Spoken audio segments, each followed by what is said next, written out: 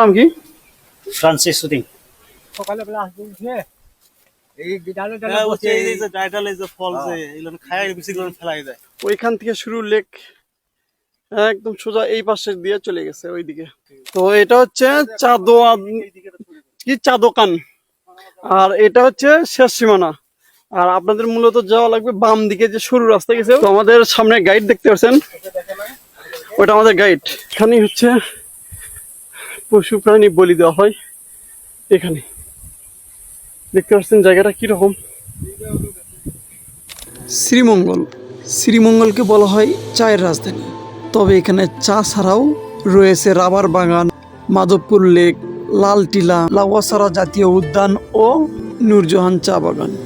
আজকের এই ভিডিওতে আমি আপনাদের দেখাবো শ্রীমঙ্গলের 5টি ইউনিক জায়গা। যদি শ্রীমঙ্গল কখনো আসেন তবে এই 5টি জায়গায় আপনারা অবশ্যই যাবেন। এই 5টি জায়গা নিয়েই শ্রীমঙ্গলের মূল আকর্ষণ। তবে আজকে আমি ঘুরিয়ে দেখাবো শ্রীমঙ্গলের রেজেক রেস্টুরেন্ট থেকে শুরু করে রাবার বাগান, নূরজাহান চা বাগান, মাধবপুর লেক, লাউয়াছড়া জাতীয় উদ্যান, খাসিয়াপল্লী থেকে শুরু করে লাল টিলা পর্যন্ত। তবে চলুন শুরু করি আজকের ভিডিও। আমাদের যাত্রা শুরু কমলাপুর রেল স্টেশন থেকে। স্টেশনের 7 নম্বর প্ল্যাটফর্মে আমাদের ট্রেনটি দাঁড়িয়ে আছে। আমাদের ট্রেনটির নাম হলো উপবন এক্সপ্রেস, যেটা ঢাকা থেকে রাত 10টায় শ্রীমঙ্গলের উদ্দেশ্যে রওনা দেবে। এছাড়াও যদি বাসে যেতে চান তাহলে ঢাকা সায়দাবাদ থেকে রাত আনুমানিক 10টা থেকে 11টার মধ্যেই শ্রীমঙ্গলের উদ্দেশ্যে এসি নন এসি ভাড়া 700 থেকে 1200 টাকার মধ্যে খুব সহজেই শ্রীমঙ্গল যেতে পারবেন। আর যদি ট্রেনে যেতে চান তাহলে 5 থেকে 7 দিন আগে আপনাদের টিকিট বুকিং করতে হবে, যার ভাড়া সুবন চেয়ার 320 টাকা এবং এসি এবং স্নিগ্ধা চেয়ার 600 থেকে 1200 টাকার মধ্যে।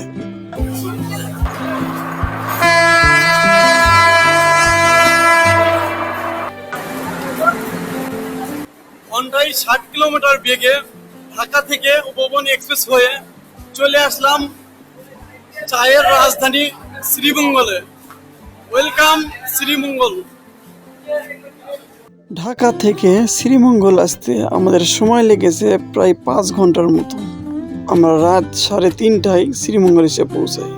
সকাল পর্যন্ত স্টেশনে অপেক্ষা করার পরে বাইরে এসে চাঁদের গাড়ি সিএনজি, যার ভাড়া নিবে চাঁদের গাড়ি 2000 থেকে 2500 টাকা পর্যন্ত, আর সিএনজি 1200 থেকে 1500 টাকার মধ্যে পেয়ে যাবেন। যেহেতু আমি একা, ঢাকা থেকে আসা শ্রীমঙ্গল ঘোরার জন্য 3 ভাইকে পেয়ে যাই। তো আমরা 4 জন মিলে একটা সিএনজি নিলাম, যার ভাড়া পড়লো 1200 টাকায় সকাল থেকে বিকাল 5টা পর্যন্ত। যেহেতু আমার বাজেট ট্যুর, আমার জন্য বেশ ভালোই হইলো। স্টেশন থেকে 2 থেকে 3 মিনিটের মধ্যেই আমরা চলে আসলাম রেজেক রেস্টুরেন্টে সকালের নাস্তা করতে। রাইট নাও আমরা শ্রীমঙ্গল স্টেশন থেকে একটা সিএনজি ভাড়া নিয়েছি 1200 টাকায়। তো নেওয়ার পরে আমরা আসলাম রিজিক রেস্টুরেন্ট। তো এটা আসলে এই শ্রীমঙ্গলে ফেমাস। তো আমরা এখন রেস্টুরেন্টে যাব এবং সেখানে গিয়ে আমরা সকালের নাস্তাটা সেরবো। সকালের নাস্তায় নিলাম খিচুড়ি আর চিকেন, যার দাম পড়েছে 70 টাকা। রেজেক রেস্টুরেন্ট থেকে আমরা সকালের খাবার সেরে আমরা প্রথমে যাব রাবার বাগানে। তো আমাদের প্রথম স্পট হচ্ছে রাবার বাগান। রাবার বাগানটা আমরা ঘুরবো এখন।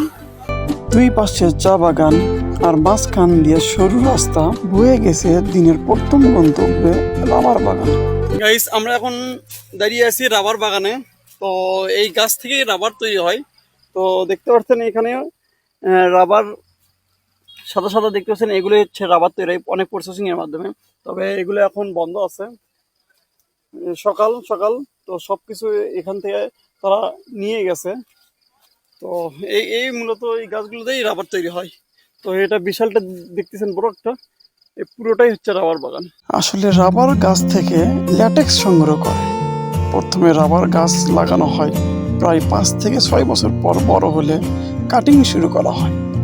ভোরে গাছের গায়ে হালকা করে কেটে দেওয়া হয়, তখন সাদা দুধের মতো তরল বের হয়, এটাই ল্যাটেক্স। এই ল্যাটেক্স কাপ বা পাত্রে জমা রাখা হয়, পরে সেটা প্রসেসিং করে সিট বা ব্লক বানানো হয়। যেখান থেকে টায়ার, গ্লাভ সহ নানান ধরনের জিনিস তৈরি হয়। তো গাইস, এখন আমরা রাবার বাগান থেকে আমরা যাব এখন নূরজাহান টি বাগানে। রাবার বাগান শেষ করে এখন আমরা রওনা দিয়েছি নূরজাহান টি স্পোর্টে। রাবার বাগান শেষ করে আপনারা যাওয়ার পথে এখানে দেখবেন যে লেখা আছে আই লাভ শ্রীমঙ্গল। তো এখানে এসে আপনারা ছবি তুলতে পারবেন, ছবি তুলে আপনারা আবার রওনা দিতে পারবেন নূরজাহান টি স্পোর্ট। অনেক সুন্দর কিন্তু এটা।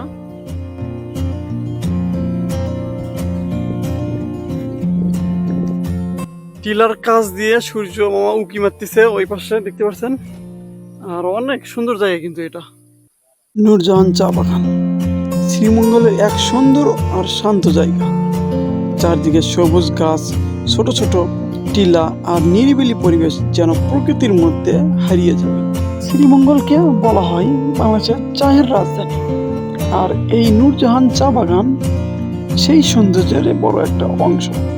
তাই যখনই সময় পাবেন একবার হলেও এই নূরজাহান চা বাগানটি ঘুরে যাবেন। রাবার বাগানের পরে আপনারা সোজা চলে আসবেন এই নূরজাহান চা বাগানে। আসার সময় দেখবেন সরু রাস্তা, কিছুটা গম্ভীর ভুতুরে টাইপের। তো রাস্তার দুই পাশে অনেক টিলা, ছোট বড় অনেক টিলা আছে। তো এই নূরজাহান টি স্পটে যখন আসবেন আপনাদের মনটা ভরে যাবে। দেখেন আপনারা একবার ভিউটা দেখেন, অনেক সুন্দর কিন্তু। নূরজাহান চা বাগান শেষ করে আমাদের নেক্সট গন্তব্য Madhabpur lake. Guys, right now আমরা এখন দাঁড়িয়ে আছি মাধবপুর লেকের সামনে। তো এটা হচ্ছে মূল গেট এটা। তো এখান দিয়ে যাওয়া যায়। তো এটা হচ্ছে আমাদের তৃতীয় স্পট। তো আমরা এখন নূরজাহান টি স্পট ঘুরে আসলাম, এখন যাবো আমরা মাধবপুর লেক ঘুরতে। তো এখানে ছোট একটা বাজার আছে, বর্তমানে এখন সকাল সেই জন্য বন্ধ। তো আপনারা চাইলে এখানে এসে কেনাকাটা করতে পারবেন। তো আমরা এখন ভিতরে যাই, গিয়ে দেখি লেকটা কেমন। তো এরকম একটা সরু রাস্তা, এই রাস্তা সোজা আপনারা বড় বড় হাঁটলেই সামনে আপনারা লেক দেখতে পাবেন।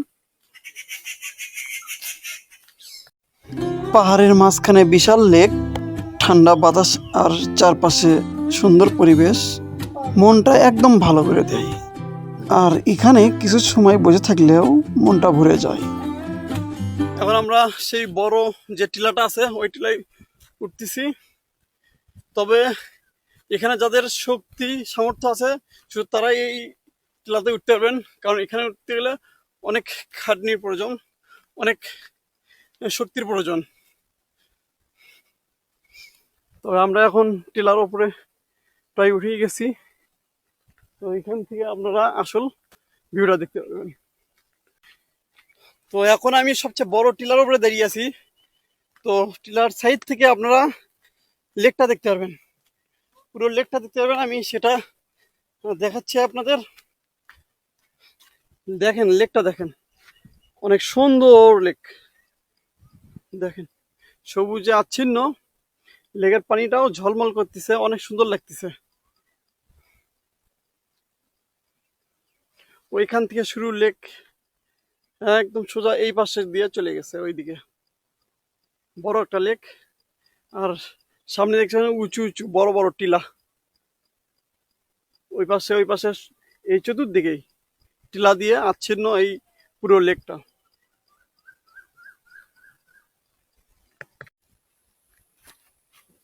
এটাকে এই গেন্ডিটা আলাদা তৈরি করা হবে, আর এটা আলাদা তৈরি করা হয়। এইটা আলাদা, ওইটা আলাদা তৈরি করা হয়। দুইটা কি চা? এটা তো আপনারা ওই যে রং চা খাইতে পারবে,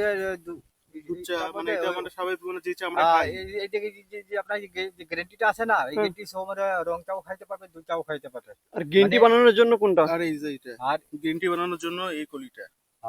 আর এমনিতে যে চাটা আমরা খাই সে চায়ের জন্য এই জিনিসটা, এই পাতা।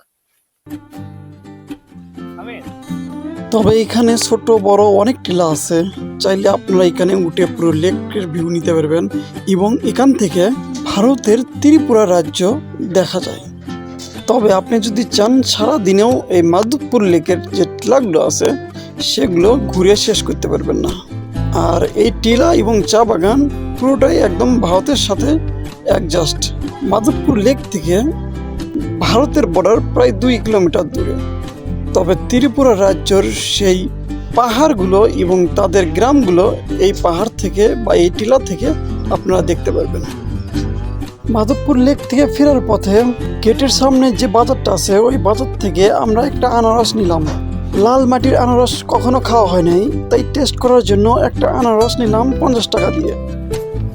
এগুলো একটা পিস 50 টাকা করে, ছোটগুলো আছে, চাইলে আপনারা এসে বড়ও খেতে পারেন, ছোটটাও খেতে পারবেন।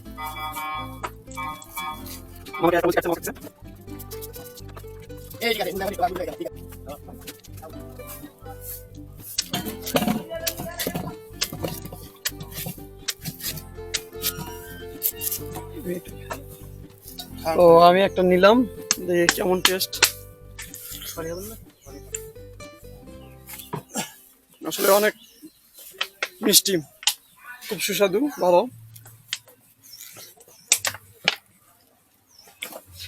এগুলো স্থানীয়, এগুলো যেগুলো দেখবেন সব পাহাড়ি এলাকার স্থানীয়, তো অনেক সুস্বাদু। এগুলো এগুলো আসবেন, টেস্ট করে যাবেন, অনেক উপকার পাবেন।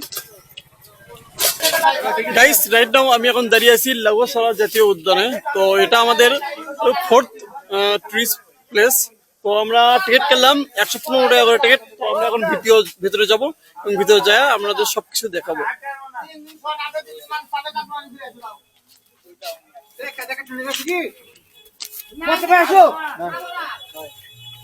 তো টিকিটটা দিয়ে আমরা ভেতরে প্রবেশ করলাম, তারপরে আমাদের টিকিটটা ছিঁড়ে আমাদের ফির ব্যাগ দিল টিকিটটা। তো এটা হচ্ছে সেই রাস্তা। তো গাইস, আমরা এখন লাউয়াছড়া জাতীয় উদ্যানের ভিতরে আছি। তো সারি সারি গাছ দেখতেছেন, খুব সুন্দর গাছ, আর এই গাছের নাম হচ্ছে রত্তন গাছ। তো আসলে এই রাস্তাটা দেখেন, রাস্তাটা সরু রাস্তা, আপনারা চাইলে আপনার ফ্রেন্ড সার্কেল এবং পরিবার নিয়েও এখানে আসতে পারবেন, অনেক সুন্দর জায়গা। আর সামনে আপনাদের জন্য অপেক্ষা করতেছে দুইটা স্পট, যেখানে বাংলাদেশের একটা মুভির শুটিং হয়েছিল, আর একটা হচ্ছে ঢালিউডের মুভি একটা শুটিং হয়েছিল। তবে এখানে ট্রেনের রাস্তাও আছে ভিতরে, এবং আমরা সেখানে পার করে আমরা চলে যাব খাসিয়াপল্লিতে। তো খাসিয়াপল্লির A to Z আপনাদেরকে দেখাবো।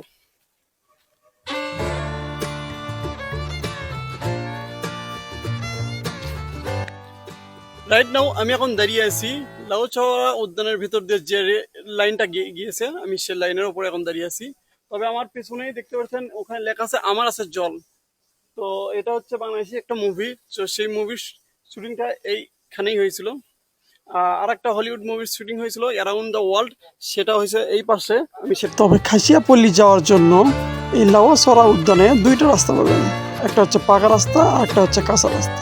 যেহেতু আমরা অ্যাডভেঞ্চার প্রেমী, সেহেতু আমরা কাঁচা রাস্তায় বেছে নিই যাওয়ার জন্য, কিন্তু পথ ভুল করে আমরা চলে যাই লাউয়াছড়ার শেষ প্রান্তে। তবে আমি আপনাদের সঠিক পথ দেখাবো, যেটা দেখে আপনারা খুব সহজেই খাসিয়াপল্লিতে যেতে পারবেন। তো গাইস, আমরা যে কাঁচা রাস্তা দিয়ে আছি আমরা খাসিয়াপল্লি যাওয়ার জন্য, এখানে আছে আপনারা চারটা রাস্তা দিতে পারবেন, যেটা দিয়ে যাচ্ছি। এটা একটা ডান পাশে একটা, সোজা একটা, আর বাম পাশে একটা। তো এটা হচ্ছে চাদোকান, আর এটা হচ্ছে শেষ সীমানা। আর আপনাদের মূলত যাওয়া লাগবে বাম দিকে, যে সরু রাস্তা গেছে, পুল দেখতে পারবেন একটা, এই পুল সোজা আপনারা যাবেন, তাহলে আপনারা খাসিয়াপল্লি দেখতে পারবেন। তো আমরা এখন এই রাস্তা দিয়ে ঢুকবো।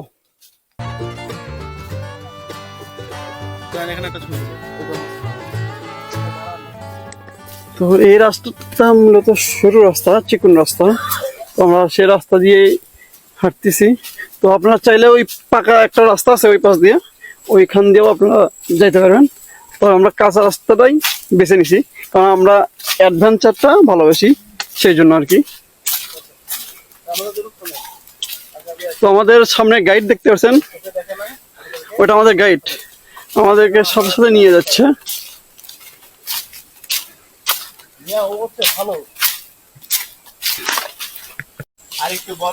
তো এটা একদম ইউনিক প্রজাপতি, অনেক সুন্দর প্রজাপতি, এই লাউয়াছড়াই দেখতে পেলাম আমরা।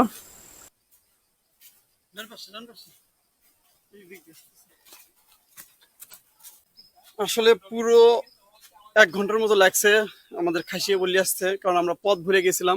তবে আমাদের গাইড হিসেবে এই কুকুরটা আমাদের সাথে নিয়ে আমাদের খাসিয়াপল্লীতে নিয়ে আসলো। তো আমাদের গাইড দিল। তো এটা হচ্ছে খাসিয়াপল্লী। তো এটা হচ্ছে মূল সিঁড়ি, এই দিক দিয়ে আপনারা একদম উপরে উঠতে পারবেন, ওদের কালচার, জীবনযাপন সবকিছু দেখতে পারবেন। তো আমরা ফাইনালি চলে আসলাম খাসিয়াপল্লীতে। তো এগুলো হচ্ছে সিঁড়ি, সিঁড়ি বয়ে বয়ে আমরা উঠতেছি, আমাদের গাড়ির সামনে আছে। তো ফাইনালি আমরা খাসিয়াপল্লীর উপরে উঠতেছি, মানে যে ওরা যেখানে থাকে। এগুলো দেখেন বাজে তৈরি, অনেক সুন্দর কিন্তু। তো ফাইনালি আমরা একটা বাড়িতে আসলাম, দেখেন এদের কালচার অনেক সুন্দর কিন্তু। আর বাড়িটা দেখেন খুব সুন্দর, তারা এভাবেই বসবাস করে। তবে আমি তাদের সাথে কথা বলার চেষ্টা করব। নাম কি? এই যে ও, Francis shooting. Francis shooting. Shooting আপনার নাম? তো আপনাদের এখানে মানে মূল আপনাদের জীবিকা নির্বাহের জন্য আপনারা 50 করেন আপনারা? আর এখানে বাজার তো নাই আশেপাশে? না না, এখানে বাজার নাই, শ্রীমঙ্গল যাওয়া লাগে। শ্রীমঙ্গল যান এইগুলো কেনাকাটা করার জন্য? সপ্তাহে একবার। তাছাড়া আপনারা অন্য কি করেন? অন্য কিছু কিচ্ছু নাই, শুধু পান চাষ করেন? আর এই মাঝে মধ্যে সুপারি আছে। সুপারি আছে। তো এত যে বন জঙ্গল দেখলাম আশেপাশে, তো ওখান থেকে কোনো জীবিকা নির্বাহের জন্য? না, ওই আমরা এখানে কিছু মানে জায়গা আছে, এরপরে এদিকে তো পশু পাখি থাকে, তো আমরা কাজ করি। ও, আছে অনেক ধরনের পশু পাখি আছে এখানে, সাপ আছে। কোন পাশে সেটা আছে? ভিতরে, ওই পাশে জঙ্গলে ওই ভিতরে। ও, তো এটা রাত্রে পাবেন, সকালে ভোরে। ভোরে? তো তাদের জীবিকা নির্বাহ একটা মাধ্যমে হয়, সেটা হচ্ছে 50। তারা 50 করে জীবিকা নির্বাহ করে। তো তাদের জীবনটা এরকম। তো এখানে কি প্রধান থাকে না এখানে? হেডম্যান বলে করে সে তার বাড়ি ভিতরে ভিতরে। ভিতরে, মানে সে যাই বলে তাই হয় এখানে। তবে এখানে আরেকটি জিনিস দেখেন, এখানে দেখেন কলাটা কিরকম, অন্য একটা কলা, জঙ্গলি কলা, কালারটা অন্যরকম, খুব সুন্দর লাগে দেখতে।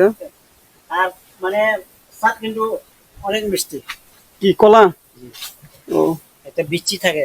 এগুলো কলা কি বিক্রি করেন বাজারে থেকে? খাওয়ার জন্য শুধু?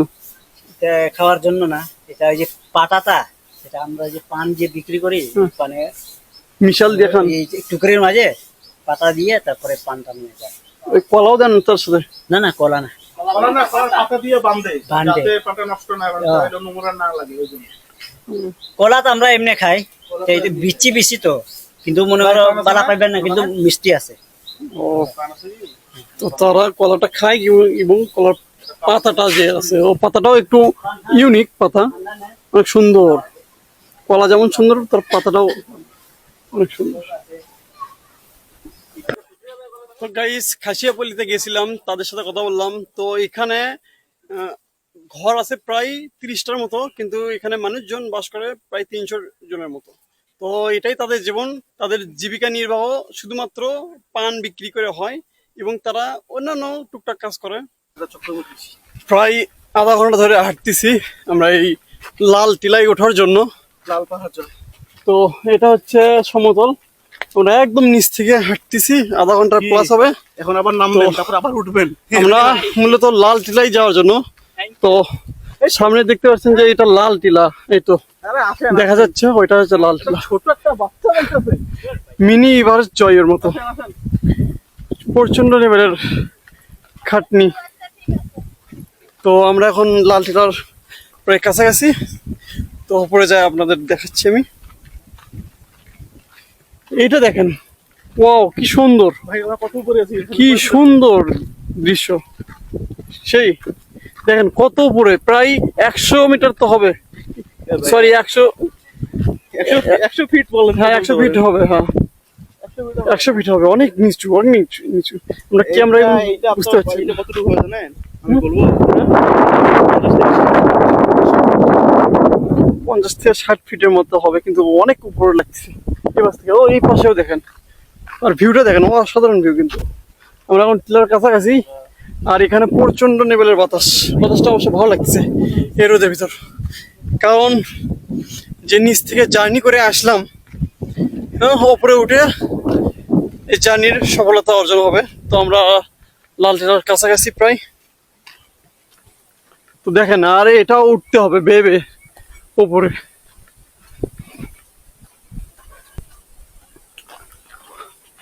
তো এটা শুরু করে দিয়েছে রাস্তা এটা ওঠার জন্য।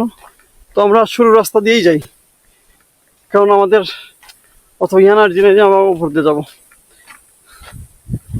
আর এগুলো হচ্ছে লাল মাটির, তো লাল মাটি, এগুলো মতো লাল মাটি, সেই জন্য এটাকে লাল টিলা বলা হয়। আর এটা হচ্ছে সমতল ভূমি থেকে অনেক উপরে, অনেক উপরে, প্রায় 70-80 ফিট তো হবে মিনিমাম, এটা 70-80 ফিট। তো লাল টিলা আমরা প্রায় চূড়ায় পৌঁছে গেছি। আর এই লাল হয়ে গেছে দুইটা মন্দির। এই দুইটা মন্দিরের নাম কি কি? কালী মন্দির একটা আছে, আর একটা শিব মন্দির এই লাল টিলায়। তো এটা হচ্ছে কালী মন্দির, ওইটা হচ্ছে শিব মন্দির। তো আমরা একদম টিলার ওপর ভাগ, যেখান থেকে সবকিছু দেখা যাবে সেখানে যাবো। তো এখানেই হচ্ছে পশু প্রাণী বলি দেওয়া হয়। এখানে দেখতে পাচ্ছেন জায়গাটা কিরকম, এখানে বলি দেওয়া হয়, বা এখানে অনেক কিছু। হ্যাঁ, এই গাছটা দেখেন, এই গাছে অনেক কিছু বাঁধা, অনেক কাগজ দিয়ে সব ডালে ডালে বাঁধা।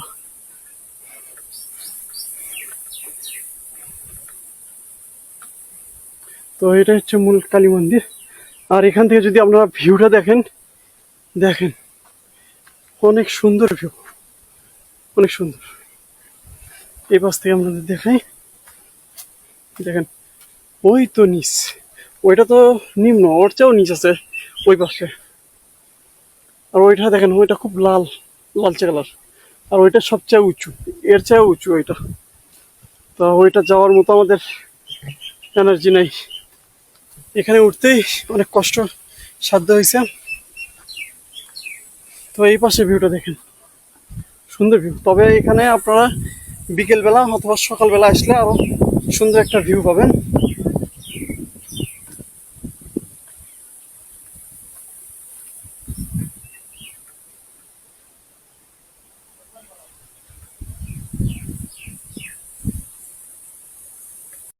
তো এই মুহূর্তে আমরা লাল টিলা দেখে আমরা নিচে নামতেছি। তো লাল টিলাটা অনেক উপরে, 70-80 ফিট উপরে। তো আমরা লাল টিলা দেখে আমরা আবার রওনা দিচ্ছি আমাদের গন্তব্যে। তো এই রাস্তায় দেখেন লাল মাটি, আর দুই সাইডে চা বাগান। সকাল 6টা থেকে বিকাল 4টা পর্যন্ত আমরা ঘুরেছি শ্রীমঙ্গলের 5টি জায়গা। রাবার বাগান থেকে শুরু করে নূরজাহান চা বাগান, মাধবপুর লেক, লাউয়াছড়া উদ্যান, খাসিয়াপল্লী এবং শেষে লাল টিলা ভ্রমণ করে আজকের মতো বিদায় নিচ্ছি। দেখা হবে অন্য কোনো ভিডিওতে। ভিডিওটি ভালো লাগলে চ্যানেলটি সাবস্ক্রাইব করে সুন্দর একটি কমেন্ট করে যাবেন।